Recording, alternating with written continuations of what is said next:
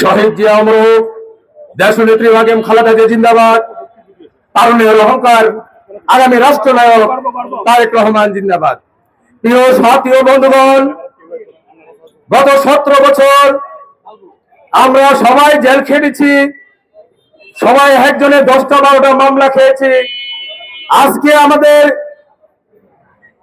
গত 15 বছর 17 বছরের যে প্রেসিডেন্ট শেখ হাসিনার বিরুদ্ধে আন্দোলন সংগ্রাম করতে হয়েছে, বিভিন্ন মামলা হামলার শিকার হয়েছি আমরা। আজকে মনে হয় দেশ স্বাধীন হওয়ার পরে আমরা অবহেলিত রয়েছি। প্রিয় বন্ধুরা, প্রিয় বন্ধুগণ, প্রিয় নেতা হাজী আমির রশিদ ইয়াসিন সাহেবকে দৃষ্টি আকর্ষণ করে বলতে চাই, আমরা ত্যাগী, আমরা সবাই মামলা হামলার শিকার, আমরা বৈষম্যের শিকার হয়েছি। আজকে আমাদের বৈষম্যের শিকারকে আপনি মুক্তি দেন, আমাদেরকে যথাযথ সময় মূল্যায়ন করা হোক।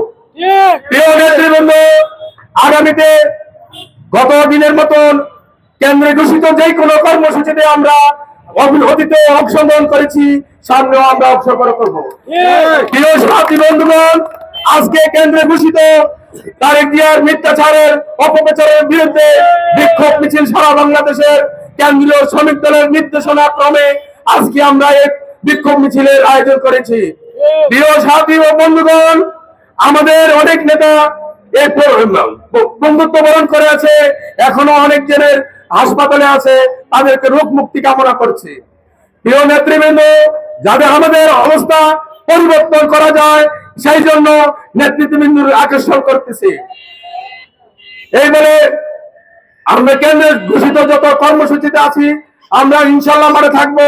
কুমিল্লা 6 আসনের আগামী দিনের আশা আকাঙ্ক্ষার প্রতীক হাজী আমির রশিদ ইয়াসিনের যে কোনো নির্দেশনা আমরা পালন করবো অক্ষরে অক্ষরে।